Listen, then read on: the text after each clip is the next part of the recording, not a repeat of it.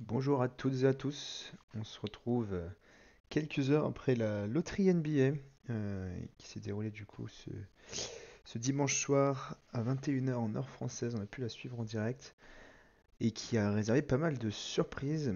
Et comme donc beaucoup de médias maintenant américains, nous on va pouvoir le faire en français, une nouvelle mock draft avec l'outil Fanspo toujours, mais cette fois-ci avec le vrai ordre qu'on retrouvera dans la draft 2024 en juin.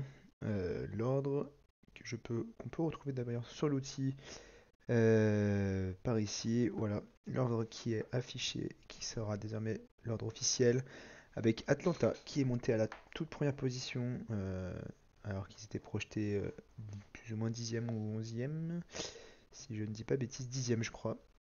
Donc gros upside pour Atlanta. Pareil pour Houston qui récupère le prix de Brooklyn et qui passe à la troisième position. Washington qui fait quand même une très belle opération avec sa deuxième place comme espéré. San Antonio qui rentre dans le top 4 aussi avec son pic qui était censé être septième et qui récupère le pic de Toronto en plus. Donc très belle opération aussi pour eux, le pic de Toronto qui était protégé top 6. Donc s'il tombait en dessous de la sixième place, n'était plus à Toronto, ce qui est désormais le cas. Donc Toronto le plus gros perdant sûrement de cette loterie. On retrouve ensuite Détroit en 5, Détroit qui enchaîne les cinquièmes places, ce qui leur a pas empêché de rafter Jaden Ivey et Ozar Thompson, des bons profils, mais ils auraient bien voulu être un peu plus haut. Charlotte en 6, Portland en 7 qui redraftera en 14, Memphis en 9 qui tombe aussi pas mal, hein, forcément toutes les autres équipes vont descendre un petit peu. On verra ce qui en deviendra pour eux. Utah qui descend en 10, Chicago en 11, Oklahoma qui récupère bien le pic de Houston, il y avait de très fortes chances, c'est le cas. En 12e position, Sacramento en 13 et Portland avec le pic de Golden State en 14. Et sans plus attendre, on va tout de suite basculer sur une mock draft avec donc cette draft. On va rester sur la loterie aussi pour le moment. Peut-être qu'un jour on fera une vidéo un peu plus complète avec les 30 profils, avec un first round et vraiment parler de 30 profils. Aujourd'hui, là, on va rester vraiment sur une vidéo à dire à chaud, sans avoir trop de réactions et sans être trop pollué par les autres mock drafts américaines. Là, vraiment avoir un avis très peu biaisé, on va dire. Ce qui va peut-être permettre d'avoir quelques dingueries aussi et des choses peut-être complètement délirantes, mais au moins ça permet d'avoir un avis vraiment sec et neuf. Et après, aller voir un peu ce que propose un peu tout le monde, tous les différents sites, tous les différents prospecteurs, euh, toutes les personnes qui suivent hein, globalement le basket jeune, le basket universitaire, le basket étranger. Et en fonction de ça, ajuster un petit peu potentiellement avec les besoins des équipes. Et bien c'est parti. Start the draft. On se retrouve donc avec les Hawks, le big jump des Hawks en première position. Donc ils ont le choix. Ils ont le choix. Là, bien sûr, je suis reparti encore avec la liste des joueurs ordonnés par le site, par Fanspo. Donc c'est pas une liste personnalisée, c'est pas mon big board, c'est le big board du consensus Fanspo, on va dire. Donc de tous ceux qui ont un compte et qui ont voté un peu, ils ont fait un agrégat, on va dire, des big boards, qui est plutôt bien fait. Avant d'avoir eu la loterie, ce que j'ai pas mal observé quand même, c'est que finalement on a quand même à peu près, on va dire, un top 11. On va voir si on regardait un peu les drafts. Ces 11 premiers joueurs, là jusqu'à Dalton Connect, on les retrouve quasiment toujours dans le top 11. Alors parfois un ou deux qui peuvent en sortir, mais c'est assez rare. Et dans ces top 11, eh ben, il peut y avoir des deux grosses dingueries, ça peut beaucoup bouger. Donc c'est pour ça que c'est une draft assez volatile, on ne sait pas trop à quoi s'attendre, et c'est pour ça que la loterie était très attendue pour pouvoir enfin fixer des équipes et enfin avoir à peu près des choses un poil plus réalistes, parce que sinon en fonction des équipes qu'on mettait en un ou en 2, et ben ça changeait toute la draft. Donc là, on se retrouve donc avec les Hawks qui, je pense, cet été se poseront beaucoup de questions. Est-ce qu'on reconstruit? Est-ce qu'on reconstruit pas? Comment on voit la suite? Est-ce qu'on continue autour de Trae Young? Est-ce qu'on voit autre chose? Trae Young, déjà, on aimerait les deux en même temps. Est-ce qu'on le fait? Est-ce qu'on le fait pas? Poste de pivot, Clint Capella, c'est quoi l'avenir? Enfin, il y a énormément de questions qui se posent côté Hawks et avoir ce premier choix, ça leur ouvre toutes les portes possibles. Euh, Quelle est la probabilité qu'ils draftent vraiment avec ce pick? Aucune idée. Euh, Pas sûr qu'ils l'utilisent vraiment. Ils peuvent très bien le trade et trouver des assets hyper intéressants derrière. Pour autant, là, on va faire des simulations comme si chaque équipe gardait bien son pick et draftait. Donc on va vraiment rester là-dessus. Dans cette hypothèse-là, en fait, déjà, t'es pick 1, t'as envie de drafter un petit peu au talent quand même. Prendre le meilleur joueur. Il y a un consensus un petit peu quand même qui commence à s'afficher petit à petit sur Alexar. Comme quoi, il est quand même assez souvent promet des big boards, promet des mock drafts. Forcément, ça dépendait toujours un peu des équipes, mais plutôt très bien vu. Et c'est peut-être ça lui qui arrive à, un petit peu à se détacher. En plus de ça, dans l'équipe des Hawks, il fit vraiment bien. Tu peux le voir jouer facilement à côté de Trae Young si on continue là-dessus. Ça peut être une menace au lob. Même si il l'a pas énormément fait là-dessus, ça reste le profil en fait athlétique qui peut sauter, qui est grand, qui est long. Donc ça reste le profil avec qui faire des lobs et donc Trae Young il pourra très bien jouer avec lui. Défensivement, il va apporter énormément. Ça, c'est le but. Et en plus de ça, bah, voilà, il a développé un petit shoot qui est toujours en développement. Avec ça, hein, qu'on compare toujours un peu à un Jaren Jackson Jr. Peut-être même un peu plus long que lui. Bon, qui a encore beaucoup à progresser sur le shoot, hein, forcément. Mais il coche énormément de cases. Pour moi, pour les Hawks, ça fait vraiment du sens. T'as pas envie de te retrouver avec un nouveau guard, à part si vraiment tu te sépares en fait du projet Trae Young. T'as pas envie de te retrouver avec un nouveau guard ou un combo guard parce que t'as déjà beaucoup. T'as même du Bogdan Bogdanovic. T'as de quoi faire. Donc ces postes 1-2, je les vois pas trop. Et t'en as beaucoup hein, dans le top 11. Hein. Nick Hogg, Topic, Rob Dillingham, Rich Shepard, Stephen Castle. On y reviendra un peu plus tard. Mais est-ce que t'as vraiment envie d'aller là-dessus? Je suis pas sûr. T'as eu top 1, tu peux prendre du potentiel. Zachary Zaché, ça pourrait très bien coller aussi. Hein. Il y a une place, mais j'ai envie de dire, Alexar, c'est celui qui fit, enfin qui a potentiellement le plus gros potentiel et il fit tellement bien aussi que pour moi, tu te poses pas la question où tu y vas. Et même après l'avoir drafté, en fait, ça reste un asset énorme pour pouvoir le trader si vraiment tu as envie de le trader après coup. Ce qui n'est pas le cas souvent, mais voilà, enfin, tu tires pas une balle avec Alexa. En deux, du coup, on retrouve les Washington Wizards. Washington Wizards qui eux aussi vont attendre beaucoup de ce pic, hein. Clairement. Ils sont dans une position pas évidente, hein. Ça fait pas mal d'années maintenant qu'ils ont du mal ou qu'ils n'arrivent pas, même pas du tout à atteindre les playoffs et qui sont un peu au fin fond de l'Est. L'expérience Jordan Poole n'a pas été incroyable.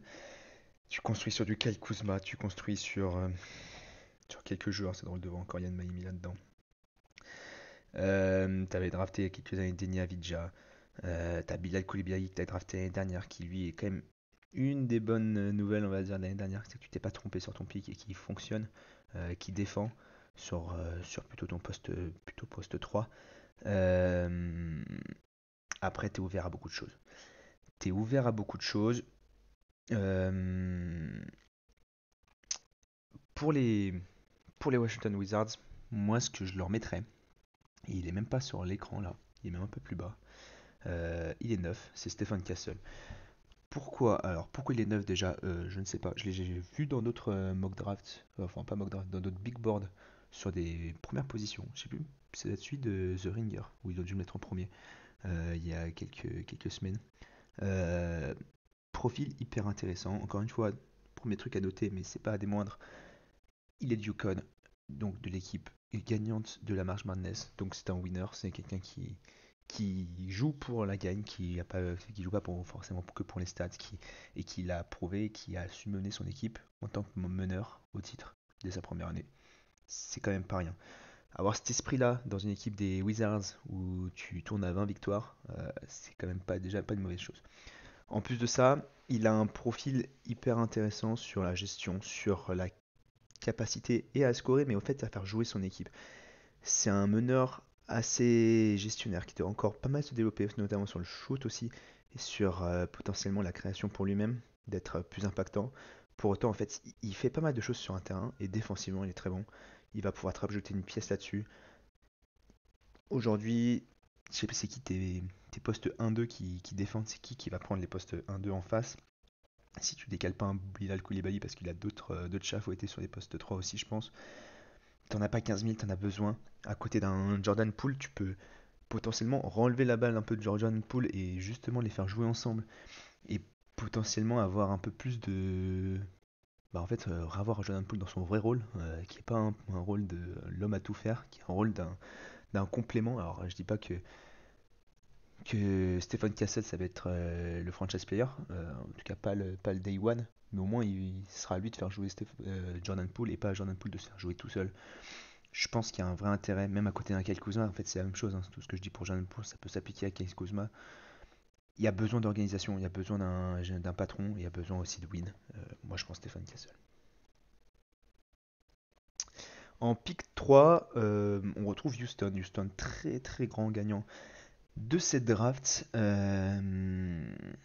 qui en plus finissent l'année à, j'ai plus en tête, hein, mais quasiment 40 victoires, ou peut-être qu'ils les ont passées, je sais plus.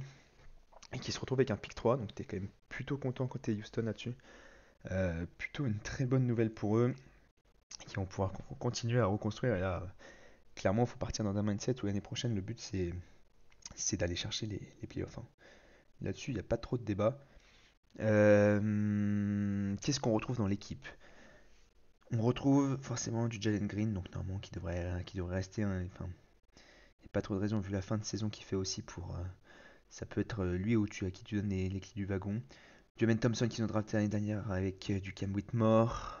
Jabari Smith Jr. aussi qui nous a drafté il y a 2-3 ans. Qui est Alperen Sengun, ton meneur, ton pivot du futur, hein, vu ce qu'il a montré sur ces 2 dernières années, hein, je veux dire, parce que bon, il était candidat à MIP là, cette année un peu, mais même l'année d'avant, il a fait un step-up de ouf. Et Van Vliet en meneur. Donc t'es plutôt bien stack, t'as plutôt pas mal de profils intéressants. Euh, pour moi, il n'y a pas de sens à rajouter du pivot. T'as ce qu'il faut. Alperen Sengun, il va jouer. Si tu veux chercher du potentiel, t'as potentiellement un Zachary Zaché, qui en plus apporte du shoot, ce qui, je pense, est une des choses qui vont le plus chercher côté Houston. Donc Zachary Zaché peut faire du sens. Et je pense qu'il y a beaucoup de gens qui le prendront. Enfin, je suivrai un peu les avis un peu des autres. Pour autant, je suis pas 100% fan parce que je trouve que le profil va ressembler un peu à du Jabari Smith Jr. Euh, j'ai du mal à voir la plus-value qu'il va pouvoir avoir. Et j'ai peur qu'en fait, s'il se retrouve dans ce contexte-là, il se développe pas comme on a envie qu'il se développe. Et parce que tout simplement, Houston n'a pas les moyens de lui donner le temps qu'il faut, les minutes qu'il faut et le rôle qu'il faut surtout. Parce que plus ou moins déjà pris par d'autres joueurs sur les mêmes postes, des choses comme ça. Euh, ce sur quoi je vais partir, c'est sur Rich Shepard. Rich Shepard, poste 2, très gros shooter, peut-être le meilleur shooter de la draft quasiment ici, avec peut-être, allez, on va dire le meilleur shooter en catch and shoot. Non, en fait, t'as Dalton Connect, mais avec peut-être plus de potentiel côté Rich Shepard, beaucoup plus jeune, hein, freshman, là où Dalton Connect est un senior. Euh, Profil assez petit, un poste, enfin 6'3", sur du poste combo guard, mais plutôt 2 en fait, hein, concrètement. Il jouait à côté de Rob Dillingham, c'était plus Rob Dillingham le meneur et lui le poste 2. Tu peux potentiellement peut-être le faire mener, c'est à tester, à voir, mais c'est pas trop ce sur quoi je vais l'attendre s'il est drafté côté Houston. C'est plutôt en fait, bah voilà, il a un profil à jouer à côté des autres. Il ramène un côté, enfin il ramène un shoot que je pense que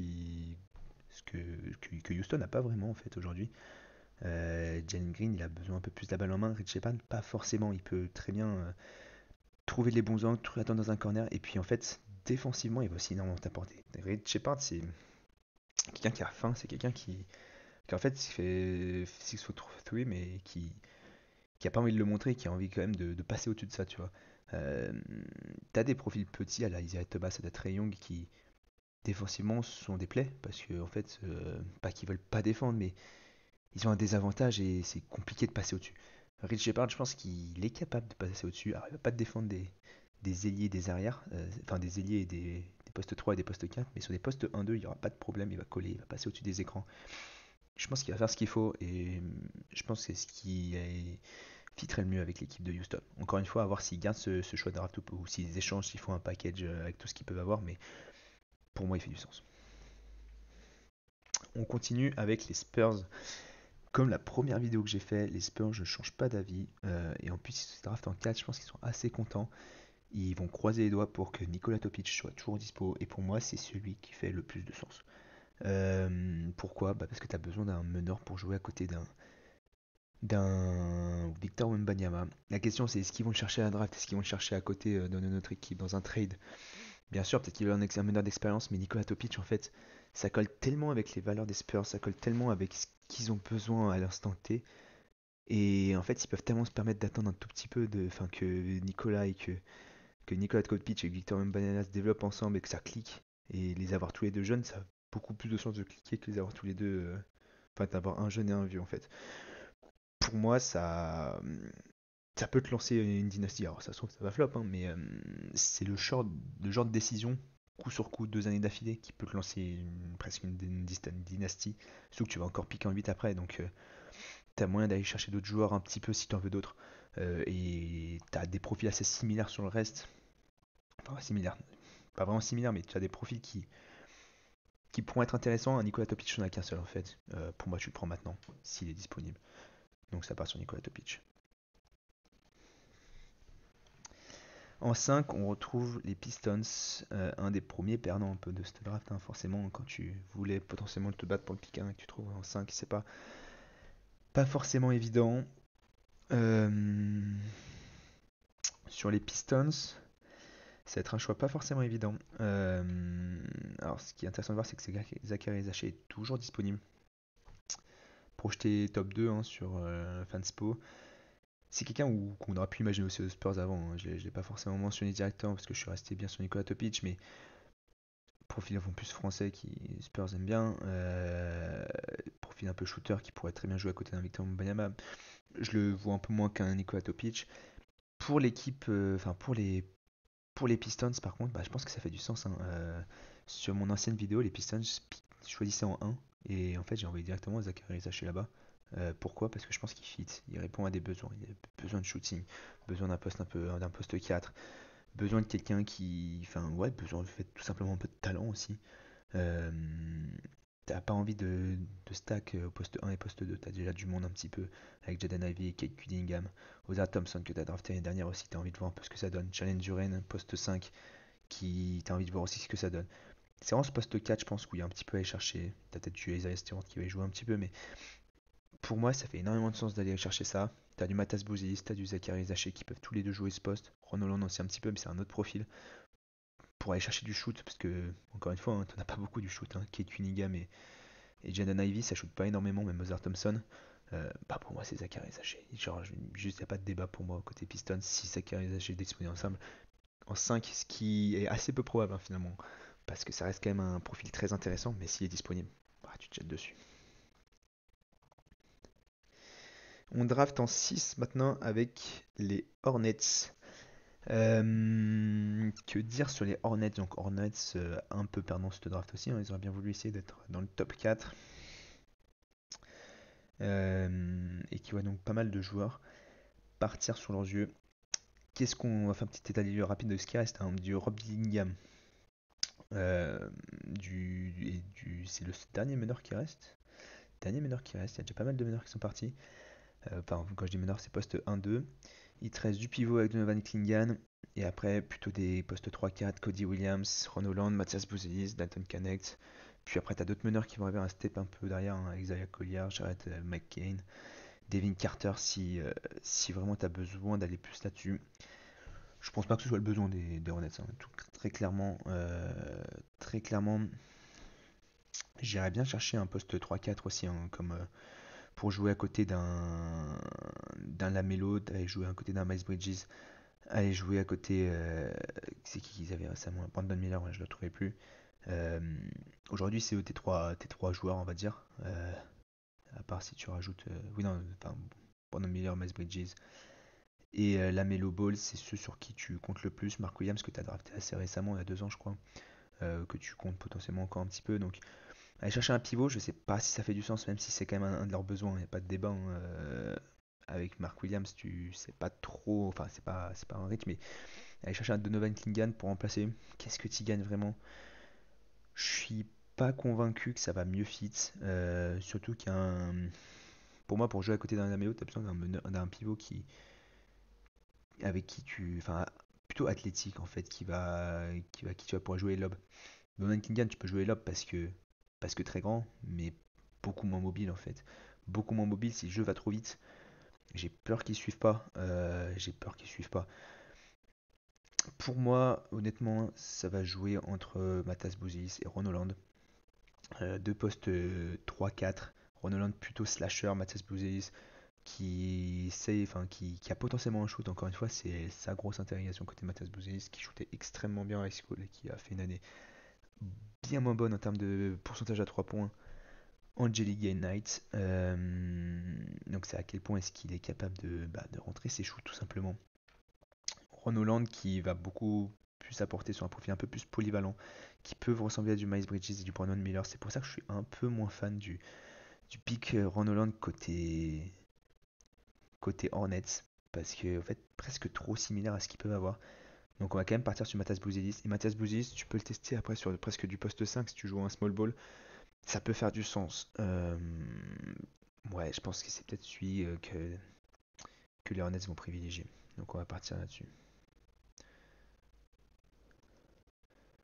À savoir, j'ai vu une vidéo qui disait que Matas Bouzis avait pas mal de... Enfin, dans l'agent de Matas Bouzis avait des liens assez étroits avec, je crois, les dirigeants des Detroit Pistons. Donc potentiellement que Pistons, le choix pourrait décaler vers du Matas Bouzis par plus copinage. Mais c'est pas trop ce qu'on va juger aujourd'hui. On va plutôt juger sur un terme de basket. Qu'est-ce qui ferait plus de sens de notre point de vue. On bascule en 7 avec le premier pick, et pas le dernier, des Portland Trail Blazers. Portland, que dire. Tout de suite, pour couper le choix de Novan Klingan, ils ont du Robert Williams, du DeAndre Ayton. J'ai pas envie de partir sur un pivot, donc je partirai pas sur du Novan Klingan. Je pense que certains pourraient faire ce choix-là, parce que Robert Williams, pas mal de blessures, tu sais pas trop quand il va jouer. DeAndre Ayton, peut-être une monnaie d'échange pour autre chose. Tu pourrais presque partir sur un pivot, mais c'est pas ce que je vais choisir. Ensuite, tu as du Jeremy Grant, euh, Malcolm Brogdon, enfin oui, tu as ton Scoot Anderson que tu as drafté l'année dernière, Shadon Sharp qui a beaucoup apporté à un jeune, enfin voilà, tu as deux jeunes sur le backcourt que tu as drafté assez récemment et dont tu es assez content. Bah en fait, justement, pour moi, là, cette fois-ci, Roland va faire beaucoup plus de sens. Il va pouvoir jouer 3, il va pouvoir jouer 4 à côté d'un Jeremy Grant, à côté de différents joueurs que tu veux mettre là-dessus. Euh, il va très bien pouvoir fit à côté de tout le monde. C'est un profil, je pense, qui sait plutôt bien jouer sans ballon aussi, donc il pourra plutôt bien jouer à côté d'un Scott Anderson. On lui donnait beaucoup la balle, Angelique, on comptait beaucoup sur lui et on lui donnait un peu de. C'était un peu l'homme à tout faire. C'est pas ce qu'on doit attendre de lui normalement, je pense pas. Ça va pas être ton leader de ta franchise. Et aujourd'hui, ton leader de ta franchise, tu as déjà trouvé en fait côté Portland, donc tant mieux, c'est pas ce que tu attends de lui. Ce que tu attends, c'est sur un poste 3-4 qui va attaquer et défendre, qui va faire un peu toutes les tâches dont tu as besoin. Et je pense qu'il est très polyvalent. Il manque, enfin comme beaucoup de joueurs, hein, il manque, enfin comme beaucoup de joueurs en high school, il manque de shoot en partie. Hein, il n'a pas eu des pourcentages incroyables. Pour autant, bah, en fait, ouais, encore une fois, ses shoots, il y avait pas mal de shoots en sortie de dribble aussi, hein, parce qu'il faisait tout. Il a pu se former sur beaucoup de choses. Côté Portland, je pense que ça fait du sens. Donc on va drafter. On retrouve maintenant les Spurs en 8 qui ont donc déjà drafté Nikola Topic en 4 dans cette simulation. Donc qui ont déjà un meneur. C'est pourquoi je ne partirai pas tout de suite sur Rob Dillingham. Non pas que ça ferait pas de sens, hein, avoir deux meneurs, c'est jamais trop et ça peut marcher. C'est juste que quand tu essaies d'en développer un, si tu mets toutes tes chances de ton côté, va pas en mettre un deuxième tout de suite dans les pattes. Enfin, ça n'a pas de sens. Je partirai pas là-dessus. Plusieurs choix qui me donnent envie. Plusieurs choix. Tout d'abord, Cody Williams. Cody Williams, poste 3, qui en fait pour moi, tu as besoin d'un peu de shooting à l'extérieur. Euh, T'as ton poste 5, t'as ton poste 1. Bah, va te trouver un poste 3-4 qui sait shooter, qui sait écarter, qui sait jouer à côté de Victor Wembanyama et du coup de Nikola Topic si tu crois au projet. Cody Williams, il a shooté sur des très faibles volumes, mais pas un mauvais pourcentage. Mais surtout, il fait beaucoup d'autres choses. Il va défendre, enfin, il a un profil assez intéressant, assez complet, du jeu sans ballon qui est là. Il avait beaucoup moins la balle dans les mains que tout le top 10 qu'on pouvait avoir. Il avait beaucoup moins de responsabilités, on va dire, en NCA que les autres là-dessus. Mais pour autant, voilà, si t'es convaincu qu'il a un bon shoot, tu peux partir là-dessus, ça va être un 3 and D très bon. euh, et qui en plus est freshman et qui a beaucoup de choses à développer. Si t'es moins convaincu et que tu veux un pur shooter, bah prends le Tatum Connect. C'est un senior, donc peut-être déjà, enfin il est déjà NBA ready pour moi.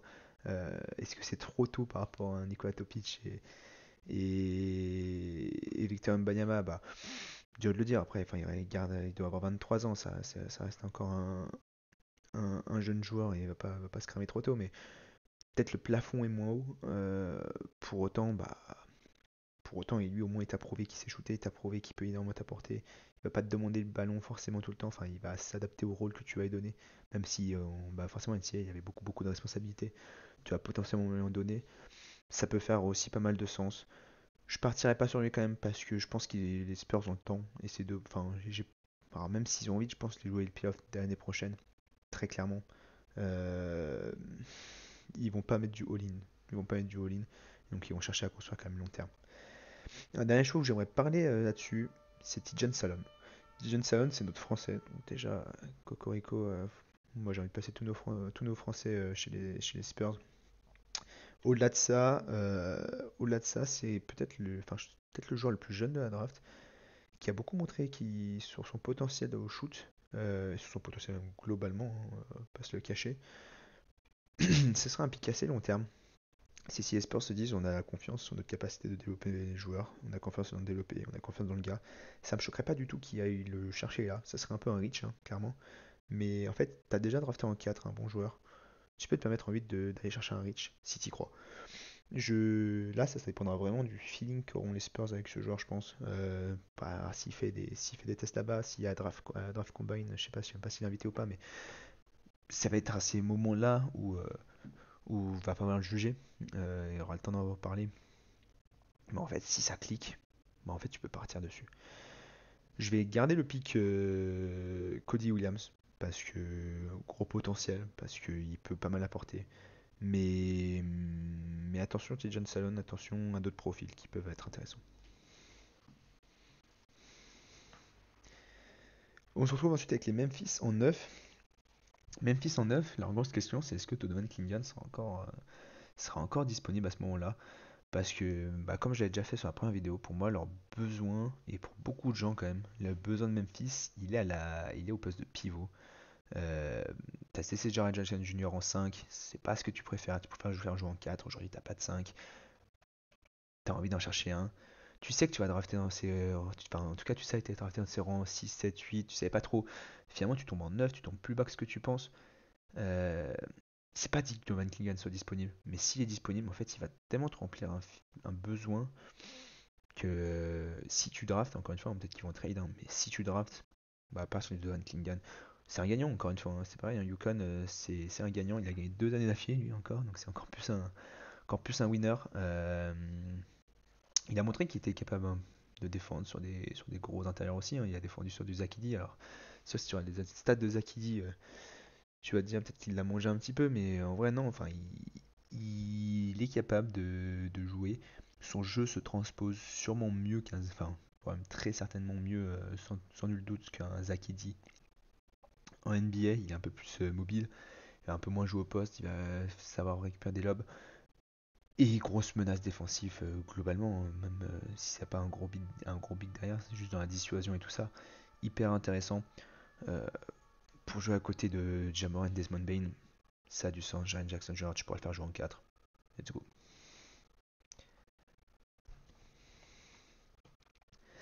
On se retrouve ensuite avec le Jazz. Le Jazz en 10e position, si je dis pas de bêtises. Oui, c'est ça. Jazz 10e position. Ce qu'on retrouve encore une fois, mon top 11 donc, que j'avais annoncé pour l'instant est toujours disponible. J'ai failli enfin, mon top 11, on n'a pas drafté au-delà du top 11, voire même pas au-delà du top 10 même. J'ai failli hésiter avec Tijan Salon, hein, mais c'est pour ça, c'est pas figé. Je pense que les 11 seront pas draftés en les 11 premiers le soir de la draft. Pour autant, dans les mocks et tout, je pense que c'est ce qu'on va le plus retrouver. Mais voilà, s'il devait y avoir un pari, en tout cas, moi le mien, ce serait Tijan Salon aux Spurs. C'est mon plus gros pari, on va dire, de Rich. Dans ce cas-là, les Jazz, eh ben, je vais leur donner tout simplement je leur donner Rob Dillingham, je pense. Pourquoi? Parce que très gros potentiel. Parce que poste de meneur où je pense que t'as pas énormément de choses. Rob Dillingham, il s'est créé, il s'est shooté. Son seul défaut, c'est d'être petit. Là, listé à 6 foot 2. Euh, Souvent listé à 6 foot 3, mais je pense qu'il est bien plus petit que 6 foot 3. Donc 6 foot 2 ou même 6 foot 1, ça me choque pas. Et donc c'est voir comment tu arrives à le faire jouer. Parce que voilà, pas très grand et ça se sent un peu. Enfin, il faut qu'il prenne un peu de la masse aussi. Pour autant, hyper crafty. Pour autant, il va te prendre des pull-ups à 2 mètres de la ligne des 3 points sur la tête d'un défenseur et mettre la rentrée. Il va rapporter une menace que je pense le Jazz a pas trop dans cette forme. C'est pas Chris Dunn qui va faire ce travail-là. Et en plus de ça, au-delà de la menace, en fait, c'est un gestionnaire, hein. Enfin, ça reste un très bon meneur pour faire jouer son équipe. En termes de potentiel, alors j'ai peut-être beau le mettre loin en 10, ça reste un énorme potentiel. Moi, je suis enfin, voilà, encore une fois, j'ai très peur sur sa taille et sur son capacité à jouer en NBA tout simplement de par sa taille. Il devrait être très fort offensivement et apporter beaucoup et faire tous les efforts qu'il faut défensivement pour survenir à ça, pour surpasser ça. Mais honnêtement, en fait, c'est ta meilleure solution à ce moment-là. Encore une fois, Dalton Connect peut assez bien fit aussi. Ça peut faire du sens. Et peut-être qu'ils préféreront partir là-dessus. Euh, mais Rob Dillingham a plus gros potentiel. Tout simplement. Le Jazz aujourd'hui ont besoin de talent. T'as des jeunes joueurs. Si on considère encore Colin Sexton comme jeune, si on considère encore Laurie Markkanen comme jeune. Enfin voilà, t'as des jeunes en fait vers les 27 ans, je sais pas combien ils ont, enfin quel âge ils ont exactement. 26, 27, moi je les vois bien par là. Le problème, voilà, c'est que bah, le talent tu le connais, et il y a personne qui pète un plafond. T'as Laurie Markkanen qui a explosé l'année dernière, mais voilà, il y aura pas, enfin, t'as- tu commences à tâter le plafond aussi, il y aura sûrement pas beaucoup plus haut. Euh, T'as des bons joueurs un peu de partout, t'as pas de très bons joueurs. Si tu En 10, ça va être compliqué d'aller chercher un très bon joueur, mais en fait, le seul qui peut peut-être coller à ce rôle-là, c'est Rob Dillingham si vraiment il explose. Et donc, pour moi, ça fait du sens d'aller tenter le coup. Il a un profil à potentiellement exploser. Et là, en fait, c'est quand même assez une aubaine d'être en 10e et de l'avoir encore disponible. Donc, let's go. Pick 11, on se retrouve avec les Chicago Bulls. Chicago Bulls qui vont avoir des choix difficiles. Chicago Bulls, encore une fois, moi ça m'étonnerait que ça reste dans l'état cet été. Je pense que, enfin voilà, t'as une équipe qui risque de beaucoup bouger. C'est dur de prédire. Du Lonzo Ball, qui est toujours blessé. Je sais même pas s'il va jouer l'année prochaine. Je crois qu'il y a encore des opérations. C'est Kobe White qui a pas mal explosé enfin, Kobe White qui a pas mal explosé, mais est-ce que c'est vraiment ton meneur du futur? Est-ce que tu as vraiment envie de construire autour de lui? DeMar DeRozan, Zach LaVine, c'est aujourd'hui tes deux franchises, mais qu'est-ce que. Enfin, et voilà, t'as une équipe avec des stars, t'as une équipe avec des bons joueurs de complément, mais t'as une équipe qui t'a jamais emmené nulle part, qui te laisse dans un ventre mou, qui se finit toujours en fin de ventre mou en fait, qui est pas le bon endroit, tout simplement. S'ils avaient fait les playoffs, peut-être qu'on aurait un discours différent, mais ce n'est pas le cas. Donc en fait, je sais pas à quel point l'équipe va rester comme ça. Je sais pas à quel point ils vont vouloir transférer des joueurs, chercher autre chose. Euh, pour moi, aller chercher un Dalton Connect, ça n'avait pas forcément de sens, je pense, Chicago. Il y a des équipes avant où ça faisait du sens, donc ça m'étonnerait pas qu'ils soient partis avant. Mais en fait, là, à Chicago, maintenant, qu'est-ce que tu vas en faire? Pour moi, il y a pas, enfin, tu vas pas beaucoup pouvoir jouer avec lui. Euh, Dans le mock draft d'avant, je crois que je t'ai retrouvé un peu à peu près dans la même situation. J'avais dû mettre du Jacoby Walter parce que menace à 3 points. Parce que potentiellement, peut-être maintenant dans ceux qui restent, un des plus gros potentiels. Et parce que j'avais pas envie de mettre un meneur. Parce que Kobe White avec Scarzo Lonzo Ball, ça me paraît quand même stack. Même si ils ont toujours besoin d'un meneur, je pense pas. En fait, t'en as aucun qui fait complètement satisfaction. Et donc, là, le meneur que je vais le mieux fitter, c'est un Jared McCain. Il va pouvoir t'apporter aussi du shoot qui a beaucoup step up dans les big boards, dans les mock drafts récemment. Euh, mais pour autant, voilà, est-ce que tu vas pouvoir le faire jouer suffisamment à côté de tous ces gars? C'est peut-être ça le problème, c'est si tu veux pas lui donner de temps de jeu, c'est compliqué. Un poste 3, c'est peut-être ce qu'il y a le mieux. À part du Jacoby Walter, à part du Dalton Connect, faut descendre assez bas pour retrouver des choses. T'as du Taylor Smith qui a joué en G-League aussi à côté de nos amis Ron Holland et Matas Bouzelis. Du Ryan Dunn, un des meilleurs défenseurs, mais est-ce que tu as vraiment envie de construire une culture défensive là-dessus? Je sais pas. Tristan da Silva qui est classé 24, qui est souvent plus haut dans les mock draft aussi, qui est assez complet comme joueur. Non, aujourd'hui, moi je vais partir sur du Jacoby Walter encore une fois. Je pense que c'est celui qui fait plus de sens. Je reste fidèle, alors ça ne m'empêchera pas de bouger à des moments et pas faire toujours les mêmes choix d'une mock draft à une autre, mais là pour le coup, je vais rester fidèle à ce que j'ai déjà fait la dernière fois. Pour moi, c'est celui qui a le plus gros potentiel d'exploser. Alors, non, plus gros potentiel dans cette draft-là, ça reste T. Johnson, je pense, en termes de jeunesse et de ce qui flash qu'il a montré, qu'il peut aller très loin. Mais en fait, Jacoby Walter, dans cette équipe-là, c'est celui qui pourra peut-être plus facilement se développer et sortir son épingle du jeu Day One pour justement après continuer à se développer. Il a pas froid aux yeux, il va jouer même à côté de mecs qui ont plus d'expérience et qui sont largement meilleurs que lui Day One. Il va jouer. Et il a la bonne mentalité pour l'équipe, je pense. Pick 12, le Thunder, et ben, j'ai resté assez fidèle aussi avec mon ancienne vidéo. Et d'arrêter Dalton Connect, qui pour moi, bah, en fait, voilà, t'es le Thunder. Euh, j'ai même pas fait exprès de le laisser disponible, mais si Dalton Connect est disponible, encore une fois, bah, tu le prends. Enfin, t'es numéro 1 de draft, enfin, t'es numéro 1 de NBA, t'as le pick 12. Si tu peux prendre un mec qui est NBA ready et qui est potentiellement le meilleur joueur de la draft à l'heure actuelle, bah, en fait, tu vas pas t'en cacher, tu vas le prendre. Surtout que il répond à des besoins en fait. Sur les postes extérieurs, tu as besoin potentiellement d'un peu plus de shoot. Surtout que là on est en playoff un peu. Enfin, au moment où je tourne la vidéo, c'est playoff contre Dallas. Ils sont menés 2-1 et sur les derniers matchs, ça n'a pas forcément rentré tout leur shoot. Euh, Ça peut être leur besoin en fait. Si Dalton Connect est dispo, pour moi il n'y a pas trop de débat. S'il n'était pas dispo, il y en a pas mal qui voient bien un Kai Filipovski aussi aller dans cette équipe, jouer à côté d'un. Enfin, soit sur backup pivot, soit jouer un peu poste 4. Enfin, tourner un peu. Il y en a pas mal qui voient aussi Tijan Salon parce que shooter et parce que le faire développer. Le problème de Tijan Salon, c'est pour moi, t'as envie de jouer. Enfin, ouais, t'as une fenêtre de tir, une fenêtre de tir qui est assez large côté Thunder, mais pour autant, de là, faire partir de zéro quelqu'un, c'est peut-être compliqué. Mais bon, là pour moi, avec ce tableau-là restant, Data Connect fait tout le sens. Avant-dernier pick de la loterie, avec le pick numéro 13 et les Kings. Donc là, on retrouve toujours vraiment la même situation que j'avais avant. Ça n'a pas trop bougé. Maintenant, la question c'est qui est-ce qu'on prend à ce moment-là? Dans l'équipe, si on fait une petite passe,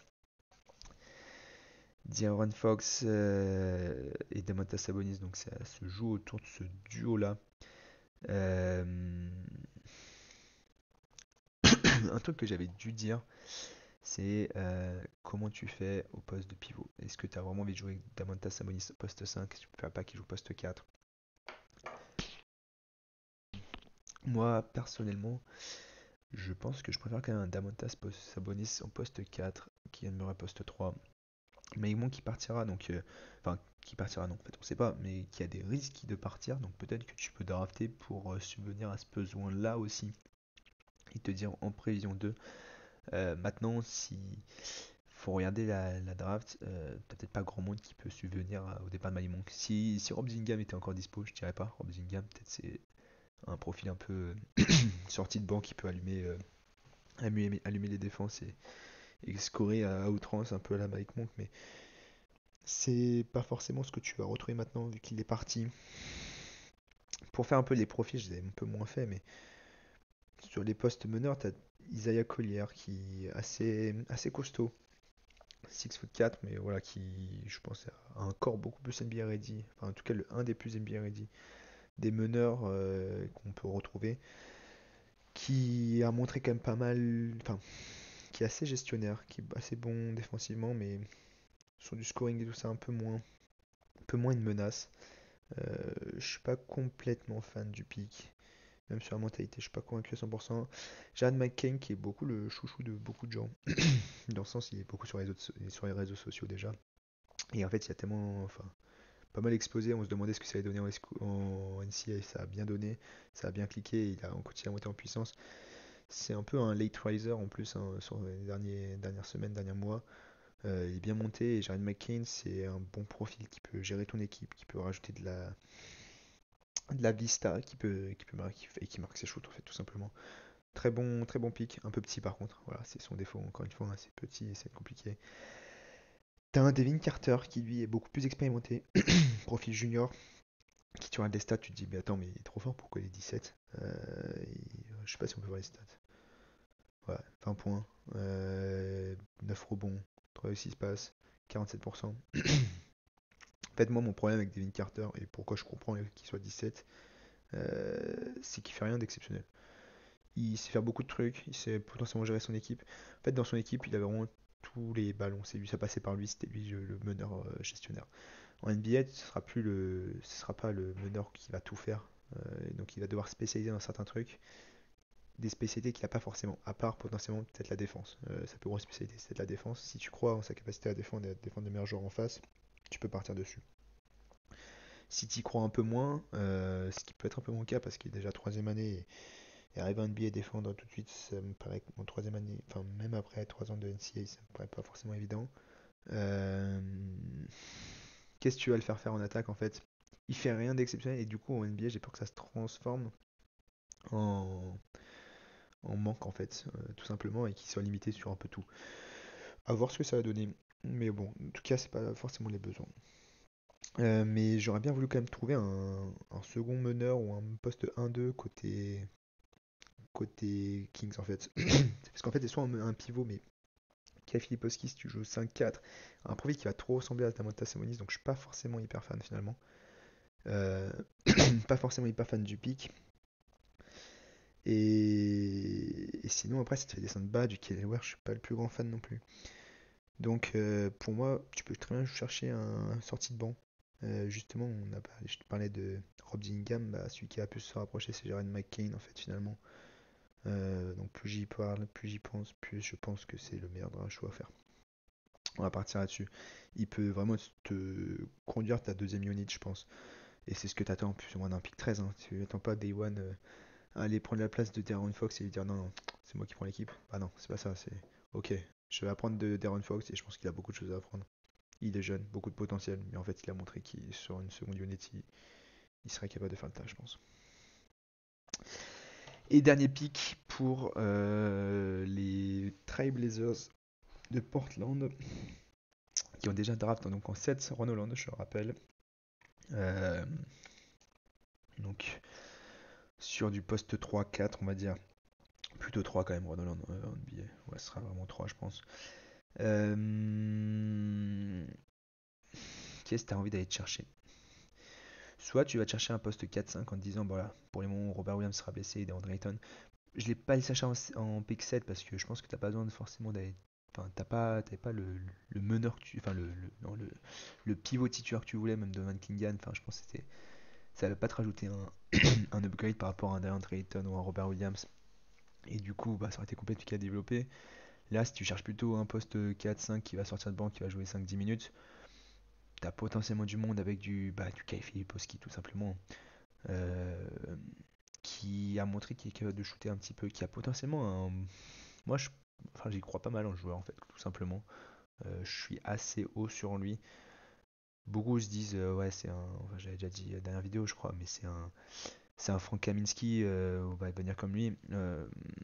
Peut-être, mais déjà, si ça devient un Frank Kaminsky, bah, c'est déjà pas trop mal, hein, finalement, pour un pick 14 sur ce draft.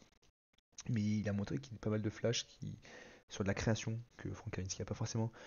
Du shoot, bah ouais, bah Frank Kaminsky, ça reste un bon shooter. Bah, si quelqu'un qui se développe comme ça, bah tant mieux. En fait, t'en manques pas beaucoup plus. Et il a montré un peu plus de mobilité, de créativité, même un peu de défense. C'est un joueur, je trouve quand même assez intéressant. Il vient de Duke. Sur du poste 4-5, c'est pas un profil qu'ils ont en fait. Ils ont des vrais postes 5. Ils ont Robert Williams, DeAndre Ayton et Jeremy Grant qui lui peut pas plutôt jouer 5, c'est plus un poste 3-4. Un poste 4-5, tu vois, qui peut faire un peu les deux rôles, ils en ont pas. Pour moi, Kai Filipovski peut faire le taf.